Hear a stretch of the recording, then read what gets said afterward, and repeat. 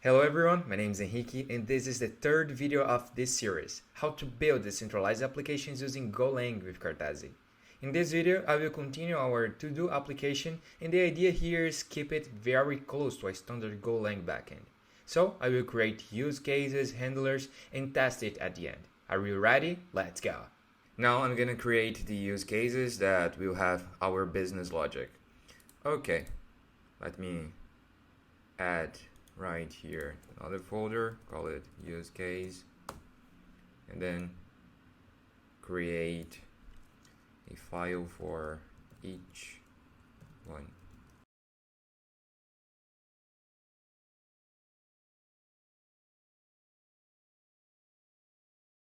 Okay, all of these files will be part of this package use case. And then I'm gonna start creating the details.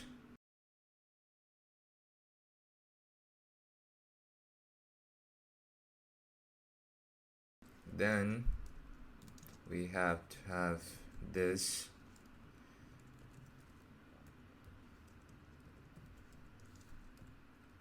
create to do use case that we receive this to do repository that comes from the domain, right? Okay, let me close this. And then a function to return this. Then a method for this use case, call it execute. I think that's it. No, we have the meta data here.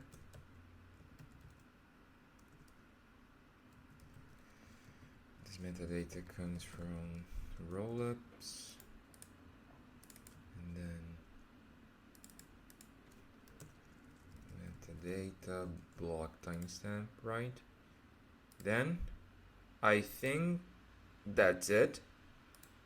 Yeah, I think we finished this first one. Let me start also with the delete to do input detail struct. It will receive the ID, right? And we return nothing. We will have the delete to do use case with the same repository, and then a function to return this like this. Let me also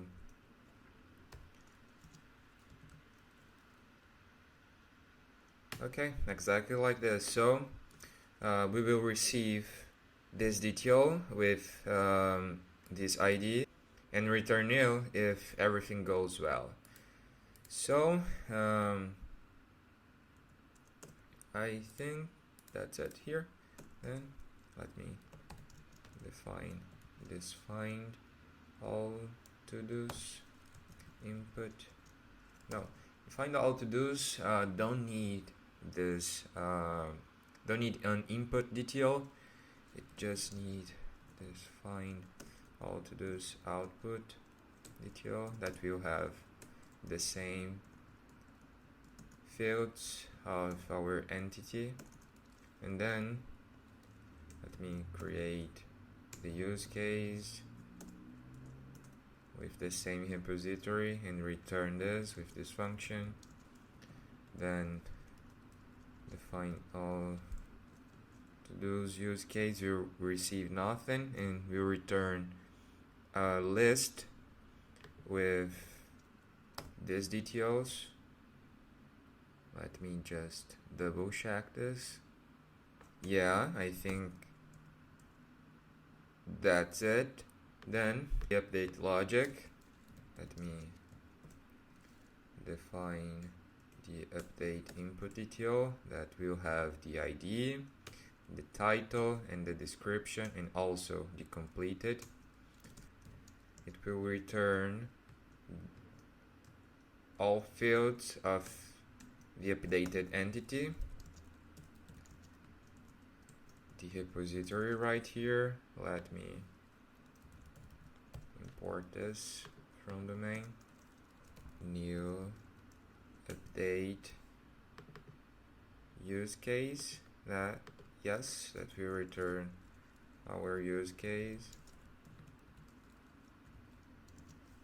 Then update use case that will receive this guy right here and return this. Okay, it will start finding the entity. If the entity exists, it will update with the new values that came from this. Let me just do this and then add metadata from rollups, and our to-do update at will be changed here. Okay, I think that's it. I think we finished the implementation of the use cases. Now let's continue. I will create our handlers here. Let me add this new folder, and inside of this advanced handler and the inspect handler. Inside of this, let me add a file for the advanced handlers. Okay, and inside of this, let me correct this. It will be part of the inspect handler, like this, and this part of the advanced handler. I will start creating the to-do advanced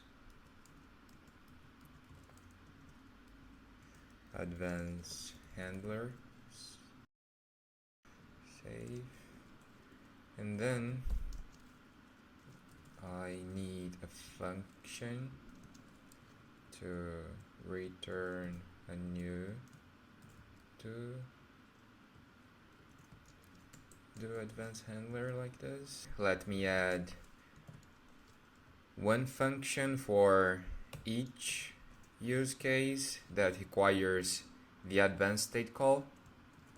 It means the create, the update, and the delete. So create to do handler. It needs to have the same parameters of our router right here. As you can see, it has to be the same type. So let me just define this, import from rollups, and return an error. Okay, let me define nil for now. Maybe we'll create for the update as well. To do handler, it will have the same rollups and return an error here.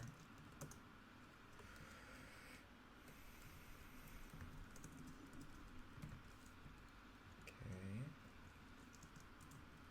return nil. And here is also a method of the advanced handler for the delete. Okay, let me start adding the logic for the create advanced handler. Let me define this. That came from the use case.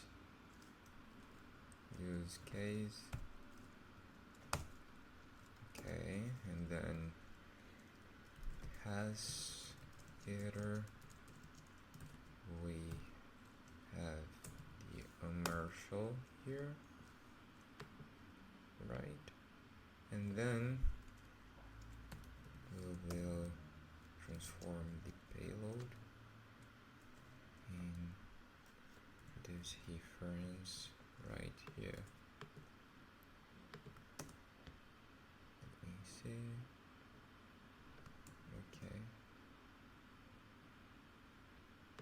Okay, makes sense.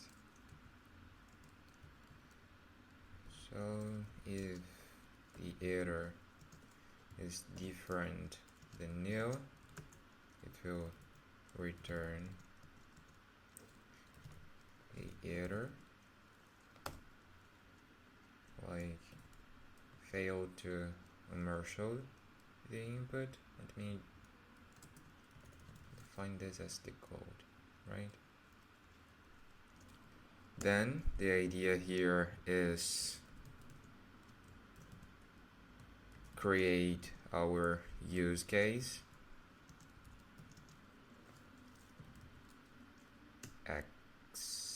exactly like this.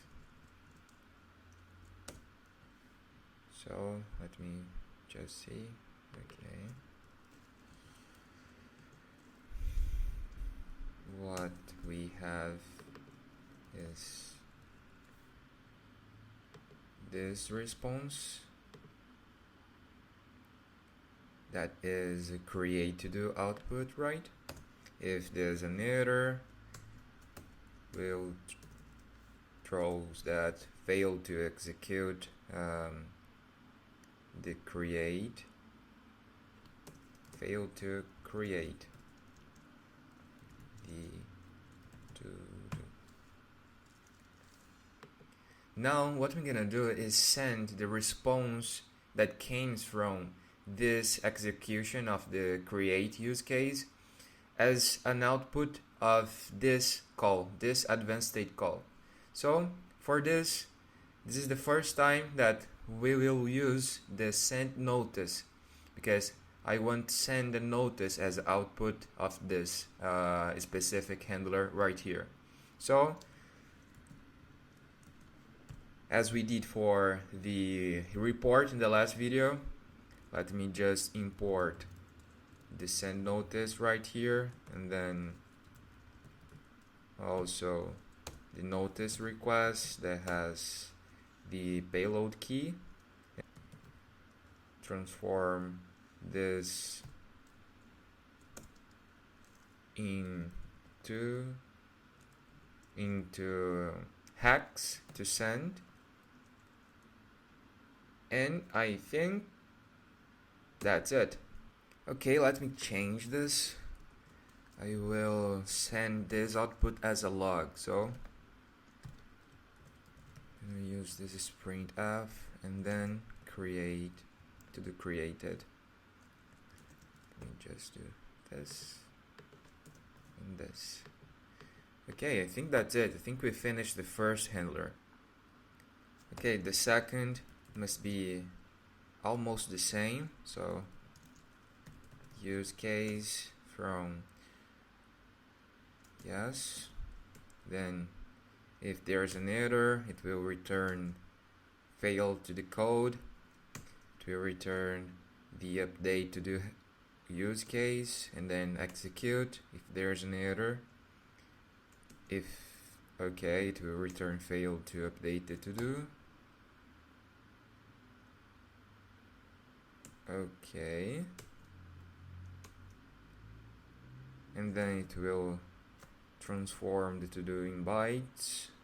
It will serialize the struct and send this as a notice with payload. Okay, and close. Okay, so let me just remove this. Then the delete, almost the same. Okay, return a delete to do, execute, error. If there's an error, fail to delete to do, then it will send the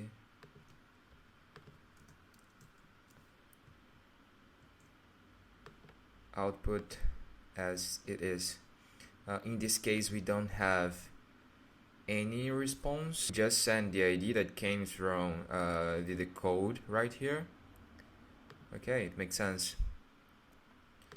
Yeah, I think we finished the implementation of this advanced handlers, and now I'm gonna implement the to-do inspect handlers. So for this, let me just create this function. Also, the business logic that we implemented here that requires a inspect state call is the find all to-dos. So let me add this as a method of our to-do inspect handlers. Find all to-dos handler. Okay, it will only returns an error if there's an error. Okay, so what I'm gonna do is just return the find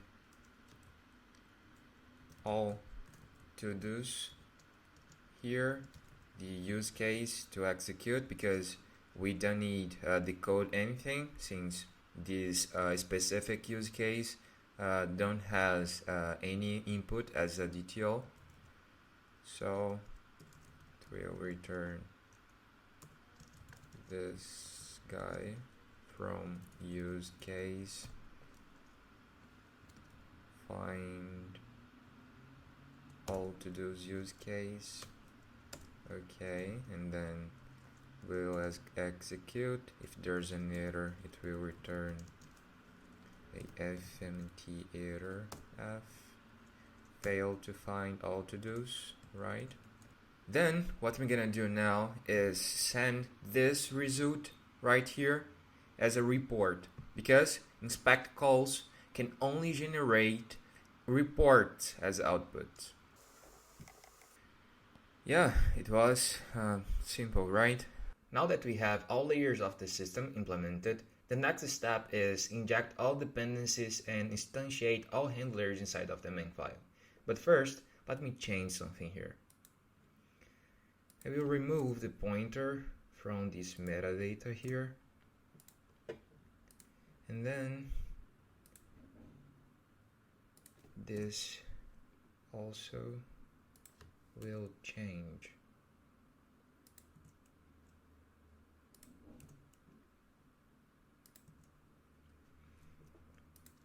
Okay, so as I said, inside of the main file right here, I'm gonna remove these two functions, since we already have our handlers for advanced state and inspect states now.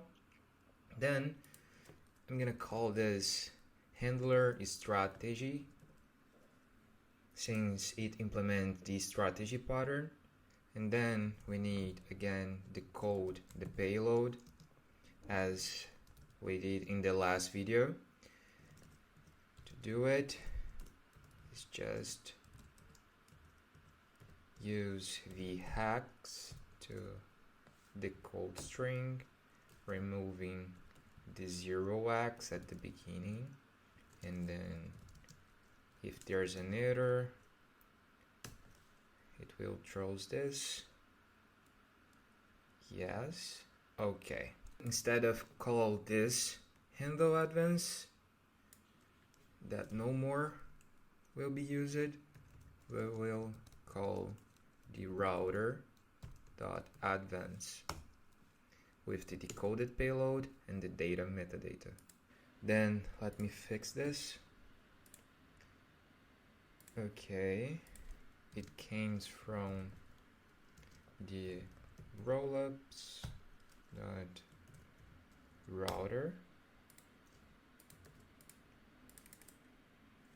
Okay, then it has to be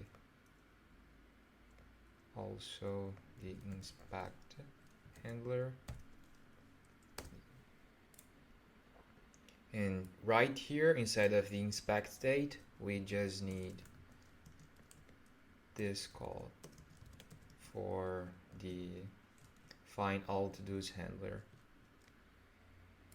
Okay, I think we have our handler strategy implemented now. Okay, let me just change this, because if there's no errors here, it will return nil as a value for the error. Now, inside of the main function, I can inject dependencies, also do the setup of the router and instantiate the handlers. Let me just explain something before we continue. This loop implemented is the way that our application knows if is there something new to process.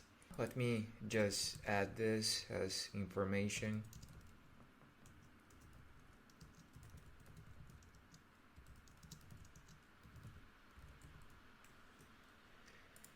Then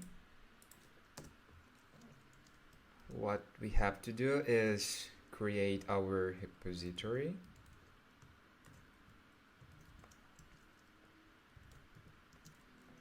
From repository, and then new to-do repository in memory. Okay, since we have advanced handlers that use this repository right here, I need inject this, and also for inspect handlers. We have the dependencies injected. I can proceed to the router setup exactly like this, and then do the registration of the handlers. In this case, advanced handlers. Delete to do. We will add a log here for router setup complete. So instead of call this handler, I will call this handler strategy. Let me just change this. Okay, let me change this also right here. It comes from IO, and we can remove this. Okay, with this we have our main file implemented, and I can test the system. But first, let me try to fix these warnings here. Status.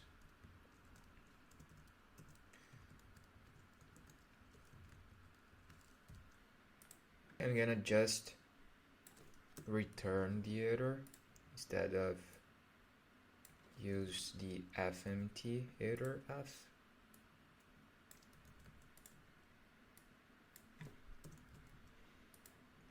Now I think we have the application code ready to test. We just need move this to outside of this src folder. Let me just do this quickly here. Delete this src. Since I changed the layout of the project, we need change also the build process here. To make my life easier, I will just take the implementation of another project that has the same structure here.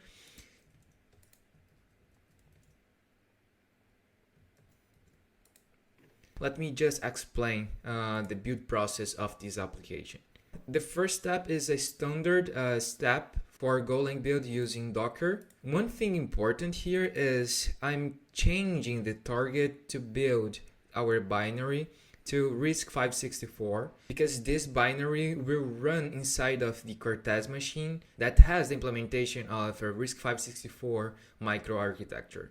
So after this, here is where the magic happens. Our binary that I will change to do the path here will be copied to the file system that will be loaded inside of the Cartesi machine, which is a machine emulator that can run on fully flat Linux. So I think we finished this, and then we can go to the tests. To test our application here, what I'm gonna do is take first the cheat sheet that I prepared before. I'm gonna create a readme empty and then just paste this. Let me try to open the view of this. The first step to test our application here is build. So let me open a terminal here and then run Cartesi build. It will generate a folder .cartesi with a bunch of files that will be used to deploy your application. These files are actually the file system that will be loaded inside of the Cartesi machine. The second step is start the rollups framework infrastructure locally. This time I will use this flag to bring up also the GraphQL API. Then I can deploy this application running Cartesi rollups deploy. I'm gonna choose some default options here.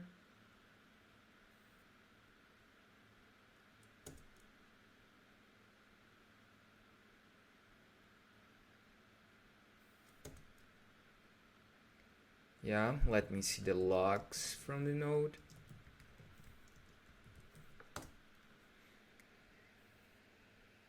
Yes, we have a new application deployed and registered, so I can send an input to test this. Let me just copy this to send. So as you can see, this command will send a input to create a to-do, passing as a value of the path this string right here, and as a payload this JSON right here.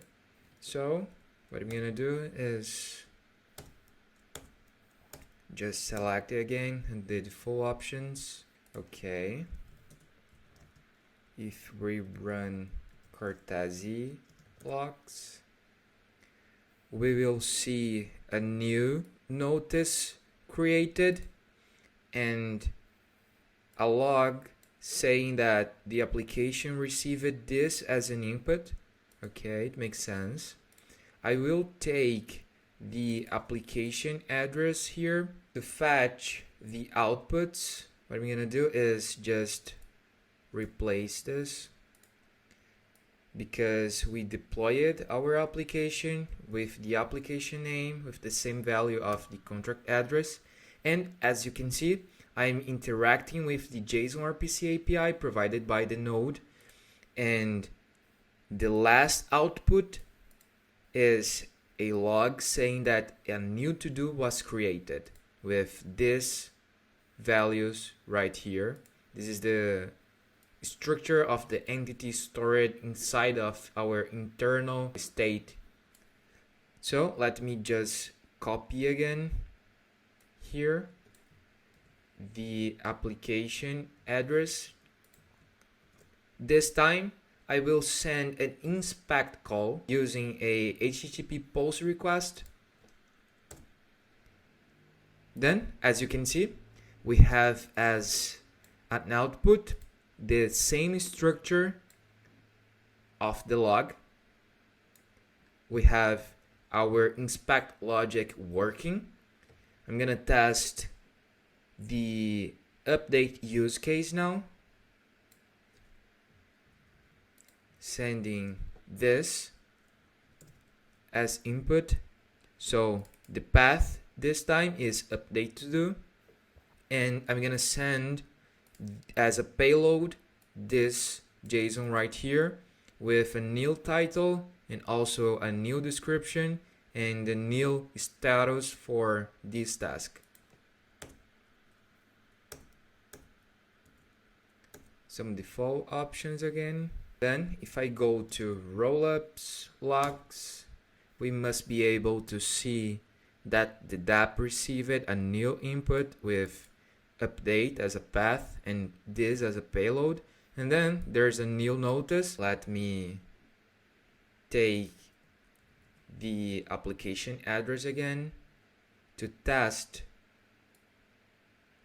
calling the JSON RPC API. This time the difference is I'm trying to get the last two outputs generated by our application here. As you can see, we have the previous output and the new output saying that a to-do was updated, and this is the new state of this to-do with ID 1. The title is update the application, and this is the new description.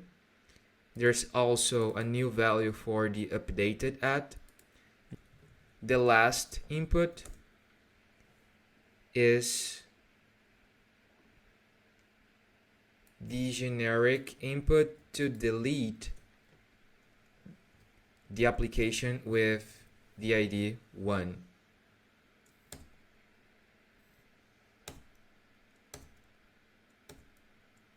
If we go again to rollups logs, there's a new input here received with this payload and this path, and also a notice. Let me again get this application address to see the last three outputs generated by our application. So we have the first output, the second output, and the output now is to do deleted with 1 as a value, because 1 is the value of the ID of the to do deleted. Let me restart the process again to show how can we interact with the GraphQL API. I'm gonna send a input to create another. Then I can use this command to fetch the last output generated by our application, now using the GraphQL API. So as you can see, the last output generated is to do created, this time with the ID 2, and as you can see, the title and the description, the default option for the completed status false, and yeah, that's it. One thing that I really recommend you is, instead of use this raw command here to interact with the GraphQL API and the JSON RPC API, is to use some kind of library that makes your life easier. For example, for the GraphQL, we have the Apollo client, and for the JSON RPC, we have a bunch of libraries that can help you to handle JSON RPC requests. Sometimes you can just build things. In this case, with Cartesi, you can just use your Golang skills, packages, libraries, frameworks, and even ORMs to build decentralized applications. That's it guys, in the next video we will refactor the project that we just did to use the most widely adopted ORM in the Go ecosystem and SQLite. I see you in the next video.